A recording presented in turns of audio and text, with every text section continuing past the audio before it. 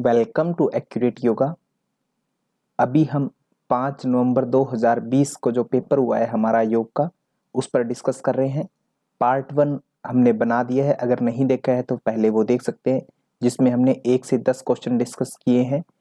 इसमें हम 11 से नेक्स्ट 20 क्वेश्चंस को डिस्कस करेंगे। तो दोस्तों याद रहे कि क्वेश्चन संख्या हो सकती है आपके क्वेश्चन पेपर से मेल न खाए, क्योंकि यूजीसी अब पेपर जो देता है वह सभी पेपर के जो प्रश्न होते हैं उनको आगे पीछे देता है। तो इसलिए क्वेश्चन आईडी पर आप ध्यान देंगे, वहीं से मैच करेंगे आप अपने प्रश्न को। तो चलिए दोस्तों शुरू करते हैं। सबसे पहले हमारा प्रश्न है आज का 11वां प्रश्न अगर देखें तो कहा गया है कि योग वासिष्ठ में शरीर की तुलना किससे की गई है, माने शरीर किसके तुल्य बताया गया है। शरीर की तुलना की गई है वृक्ष से। यह कहाँ से प्रश्न है? अगर योग वासिष्ठ में हम देखते हैं वैराग्य प्रकरण, तो वैराग्य प्रकरण जो कि सबसे पहला प्रकरण है, वहां से यह प्रश्न आया है। जब भगवान श्री राम वैरागी हो जाते हैं और वो दिन प्रतिदिन कमजोर होते जाते हैं, संसार को के दुखी रहते हैं, तो उस समय में वह सभी ऋषियों के सामने आते हैं, राज दरबार में बुलाया जाता है उनको कि क्या इनके दुख का कारण है। तब वह सभी के सामने बात रखते हैं कि ये संसार जो है कोई निरंतर रहने वाली चीज नहीं है। इस प्रकार कहते हुए वो कहते हैं ये जो शरीर है ये भी कोई अच्छी बात नहीं है, इस शरीर से भी परे कुछ है, क्योंकि ये शरीर तो केवल और केवल एक वृक्ष की भांति है जिसमें दोनों आपकी भुजाएं जो हैं, ये देखिए दोस्तों यहां से प्रश्न बन सकता है, दोनों नेक्स्ट टाइम में यहां से प्रश्न बनेगा। दोनों आपकी जो भुजाएं हैं वो क्या है? कहते जो पेड़ की 2 शाखाओं के समान है, पेड़ की 2 शाखाओं के समान है। और आपके जो कंधे हैं, माने आपके जो कंधे पूरे रीढ़ की हड्डी तक पीछे से सारा का सारा जो कंधा है आपका, वो एक तने के समान है, माने रीढ़ की हड्डी भी इसी में आ गई, वहां कंधा वर्ड यूज हुआ है। तो ये हुआ। उसके बाद में 2 आंखें जो आपकी कही जाए, कहते 2 नेत्र जो हैं आपके, ये नेत्र जो होते हैं जैसे पेड़ों के अंदर कोटर होते हैं, माने बिल होते हैं, पेड़ बड़े बड़े पेड़ होते हैं उनके अंदर छोटे छोटे छेद होते हैं, तो उनको कहा गया है बिल अथवा कोटर जो बोलते हैं हम, या खोडर भी बोलते हैं, बहुत सी पुस्तकों में आपको ये मिलेगा।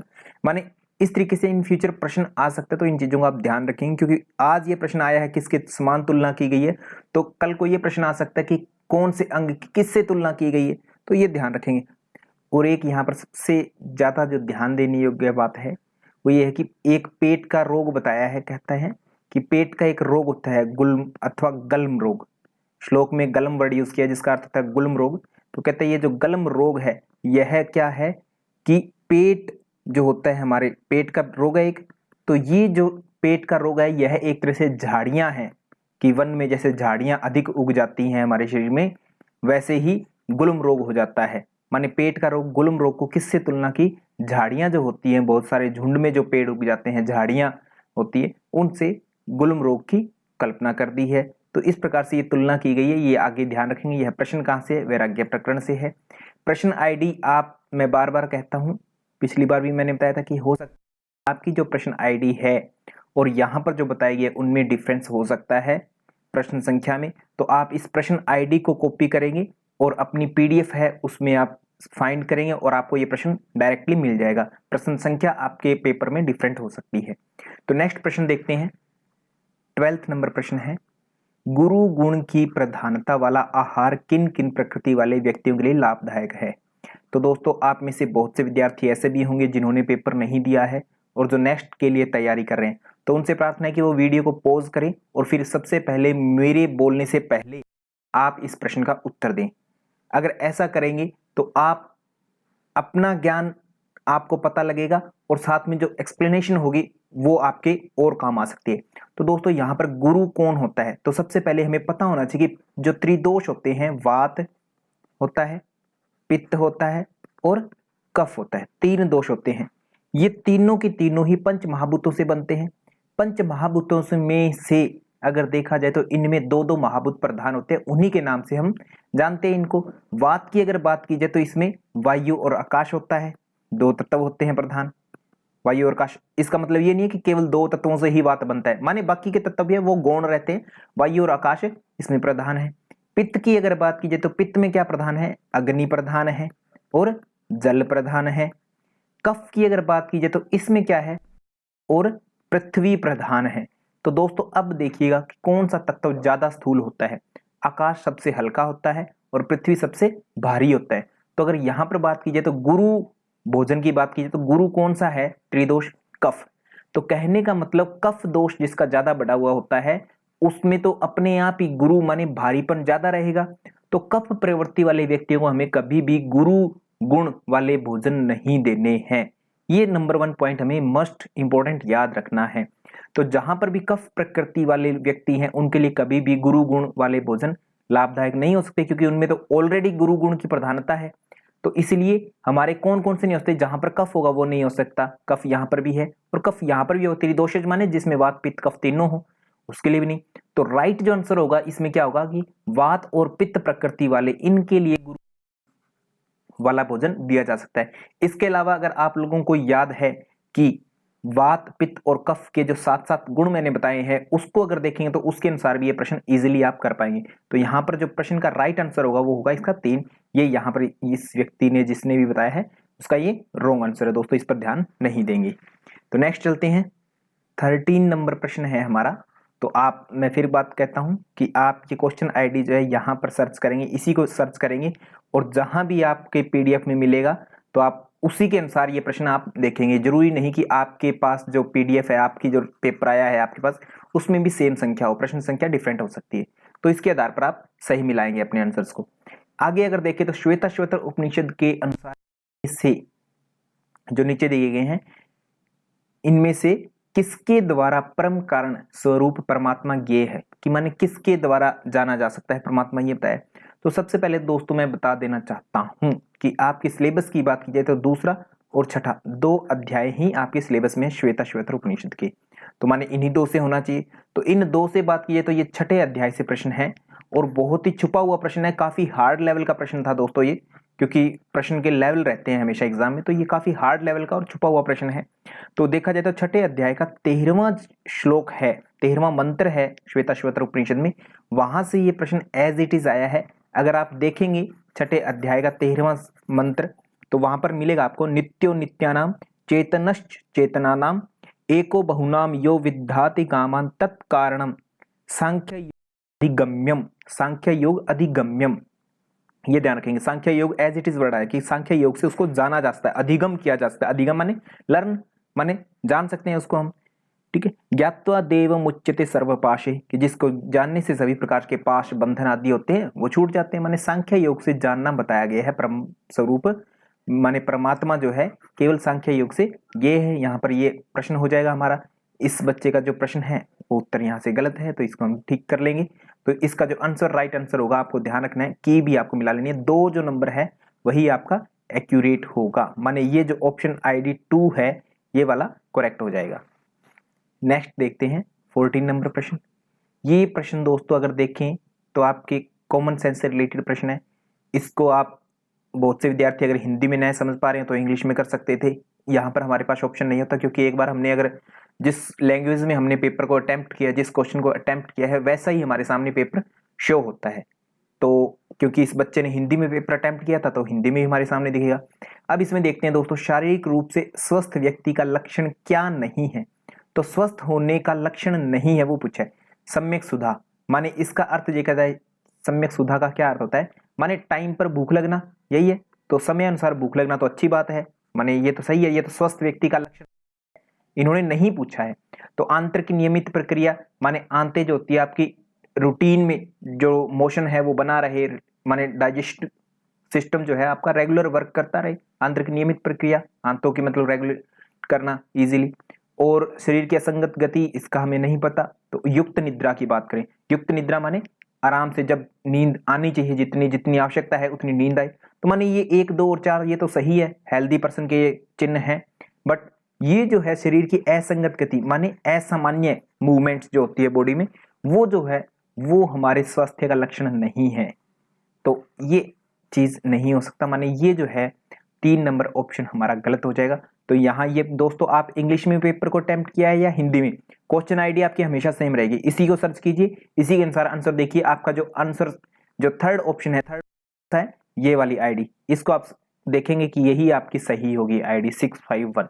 तो ऑप्शन आपके सेम रहते हैं, प्रश्न भी आपका सेम रहता है, बट प्रश्न काउंटिंग जो ये संख्या है 14 15 ये संख्या आगे पीछे रहती है, इस पर आप ध्यान देंगे केवल।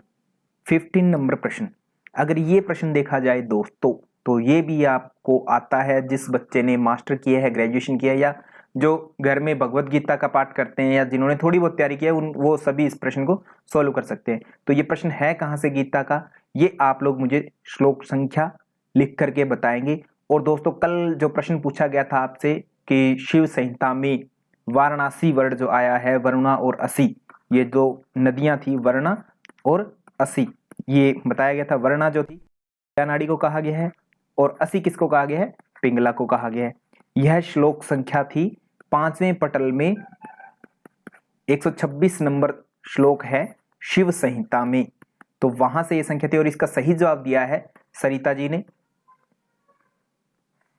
इसके बाद मैं इसको साफ कर देता हूं ताकि हम इस प्रश्न पर चर्चा कर पाए।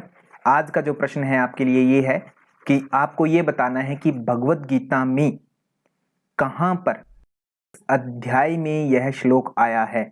यह श्लोक कौन सा है, युक्ताहार विहारस्य युक्त चेष्टस्य कर्मसु युक्त स्वप्नावबोधस्य योगो भवति दुःखा, कि माने ऐसा जो योग होता है वो दुख को हरण कर लेता है। माने योग के माध्यम से दुखों का निवारण कैसे होता है श्री कृष्ण जी के अनुसार। माने श्री कृष्ण जी के अनुसार तो हमारे सिलेबस में एक ही ग्रंथ है, कौन सा ग्रंथ है श्री कृष्ण जी का, श्रीमद् भगवत गीता।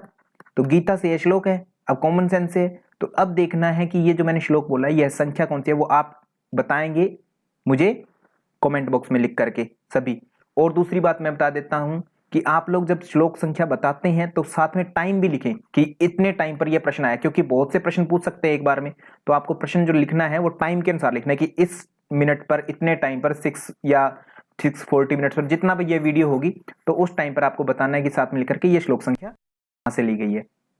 तो इससे आपका नॉलेज पावर अपना भी बढ़ता है, ठीक है, और मेरा भी बढ़ता है कॉन्फिडेंस, क्योंकि मुझे ऐसा लगता है कि आप लोग वीडियो देख रहे हैं अच्छे से और समझ रहे हैं इन चीजों को। तो अब इस पर प्रश्न पर चर्चा करते हैं। तो युक्त निद्रा बिल्कुल होनी चाहिए, अभी हमने श्लोक किया। और क्या होना चाहिए, युक्त चेष्टा होनी चाहिए, माने कर्म होने चाहिए। युक्त आहार विहार से, युक्त आहार और युक्त विहार भी होना चाहिए। ऐसा योग ही दुखों को हरने वाला होता है, माने दुखों को दूर करता है, दुखों का निवारण करता है।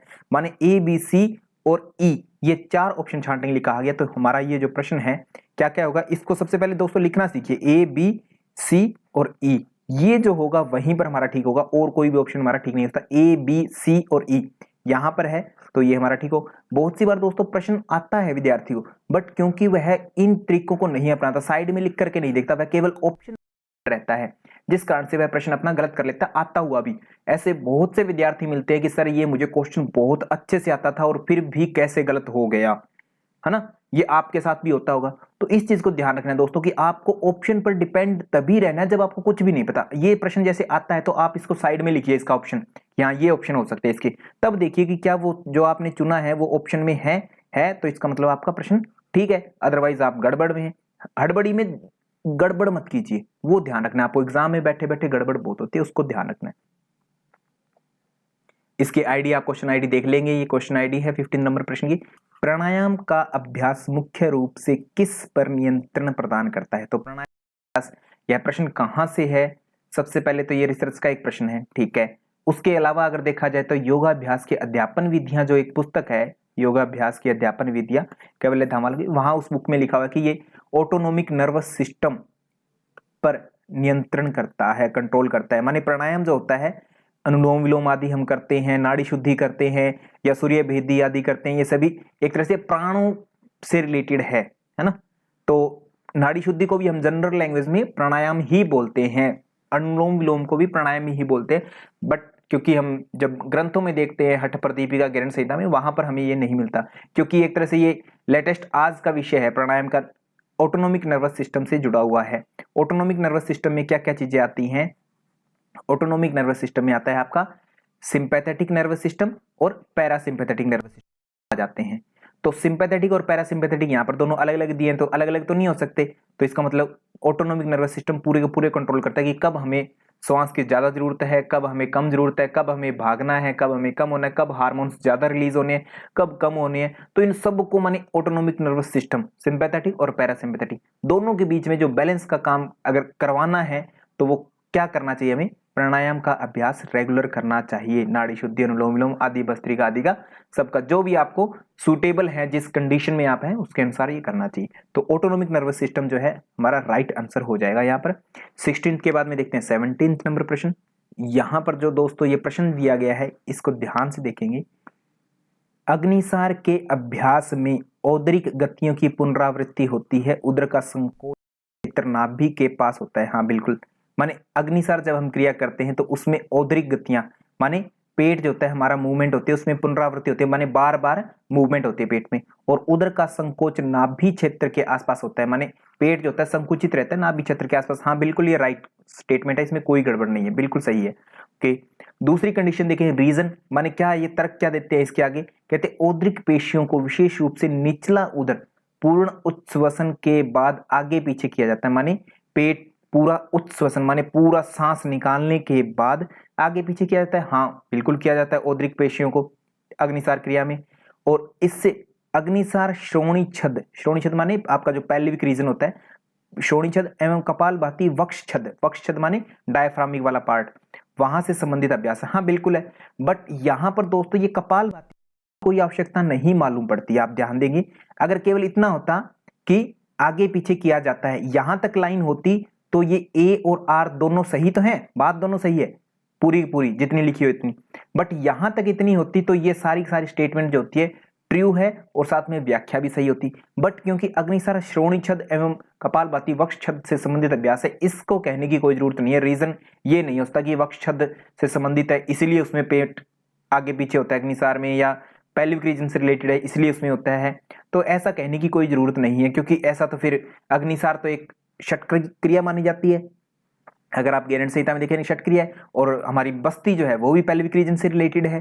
तो अनेक चीजें हुई, माने व्याख्या इसकी सही नहीं कह सकते। अगर ये लाइन न होती, ध्यान देंगे दोस्तों आप लोग, ये चीजें आपको आनी चाहिए, ये अगर लाइन न होती तो इसकी व्याख्या सब कुछ सही था, हम ऑप्शन कौन सा चुनते, 1 नंबर को चुनते। बट क्योंकि यहां पर दोस्तों आपको ध्यान देना है कि ये जो है कपाल भाती को भी इन्होंने डाल दिया है, तो ये जो बात है ये तर्क सही मालूम नहीं पड़ता, तो इस कारण से हमारी जो व्याख्या है वो सही नहीं होगी। इस चीज को आप नोट कर लेंगे अच्छे से। तो माने ऑप्शन नंबर हमारा जो है 2 यहाँ पर सही होना चाहिए। ए और आर दोनों सही है, बिल्कुल कोई गड़बड़ नहीं है, बट यहां तक सही है।